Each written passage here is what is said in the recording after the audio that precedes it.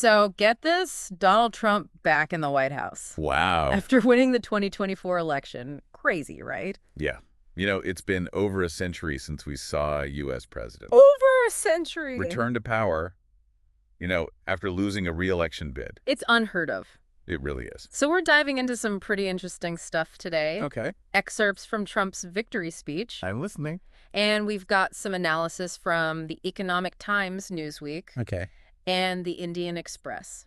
So we're going to break it all down. Okay. What Trump is saying, what he's planning, and what it all means. Sounds good. It's certainly unprecedented in modern American history, for sure. Totally. And Trump comes out swinging right off the bat. Oh, yeah. Calls his win the greatest political movement of all time. Classic Trump. I mean, does he ever shy away from a bold statement? Not really. Yeah. No, not exactly his style. No. And you know what this really sets the tone for his entire speech? Oh, yeah. He's leaning into this idea of a movement, Bigger than himself? larger than himself. Exactly. Yeah. The Economic Times even pulled out some quotes Oh, really? where he connects his victory to a sense of destiny. Destiny, huh? Yeah, like it was meant to be. Wow. He's saying things like, God spared my life for a reason, to save America at that point in time. That's powerful. And the Indian Express actually mentioned Oh, yeah? an assassination attempt against Trump. Right. So you put those two things together. It creates a narrative, for sure. It's a powerful narrative, right? Absolutely. He's painting himself as this figure who's been through a lot, but he survived Right. for a purpose to lead America. It adds a layer of significance to his return. Yeah. Almost biblical, you could say. Yeah, I see that.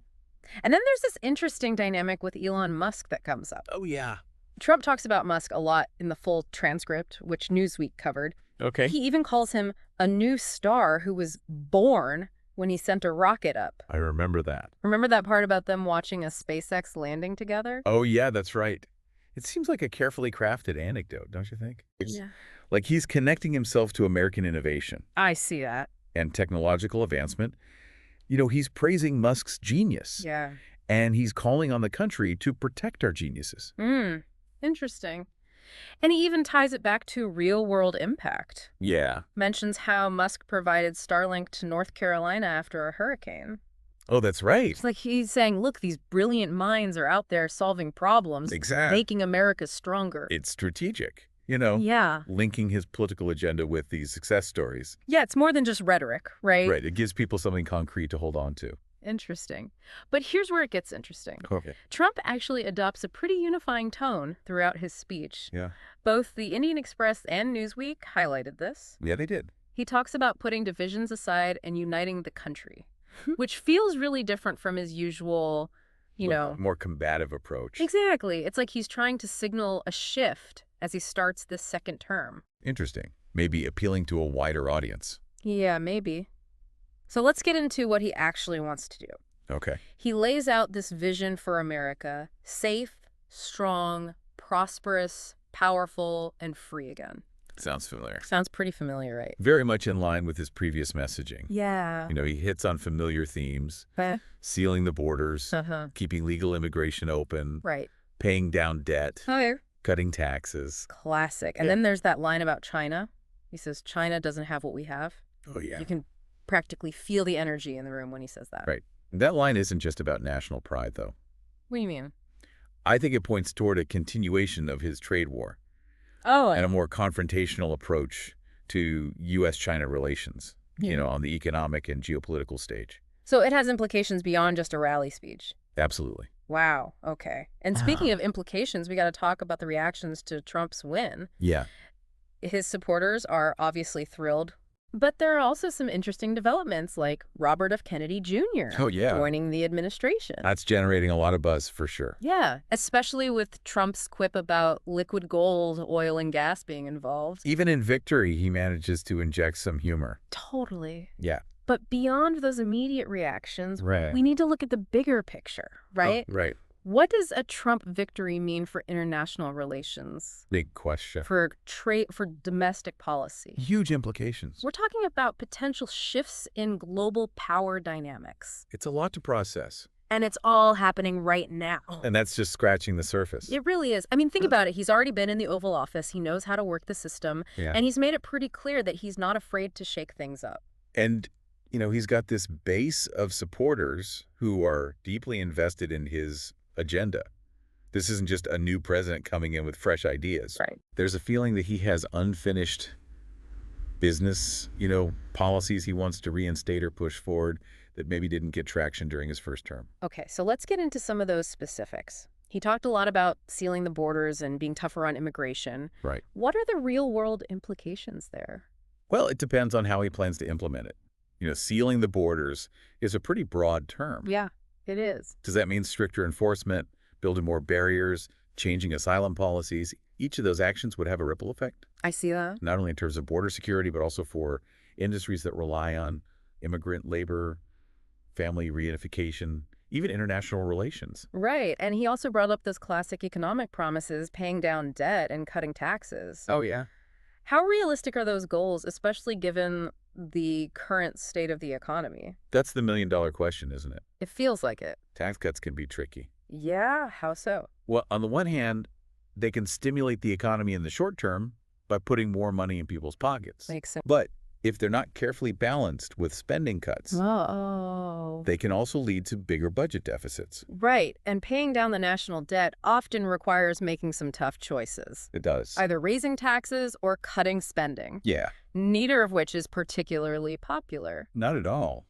So it sounds like a potential tightrope walk for the administration. It could be. There are definitely going to be trade-offs involved, and then there's the whole China situation. Right. Remember that line about China not having what we have? Oh, yeah, that statement could have some major consequences.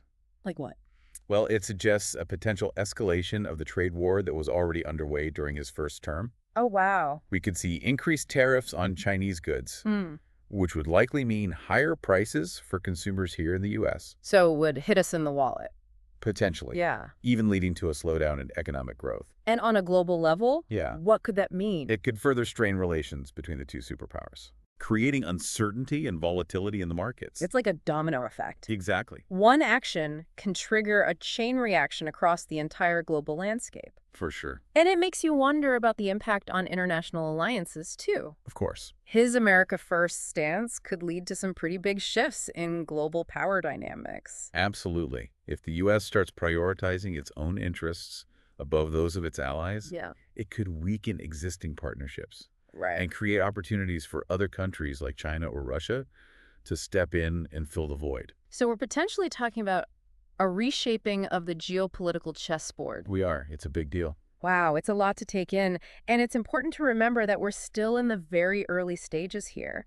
A lot can change between now and the time those policies are actually implemented. Absolutely. Right now, we're dealing with a lot of speculation and projection. Yeah. The real test will be how these ideas translate into concrete actions Right. and what the long-term consequences of those actions will be. But one thing's for sure, this is a major turning point. I agree. Trump's return to the White House throws a wrench into all the conventional wisdom about American politics. It's a reminder that predicting the future is a pretty tricky business, especially in politics. And yet that's what makes this so fascinating. It is. We're witnessing history in the making. It's like we're standing at the edge of a new era and we have no idea what's waiting for us on the other side.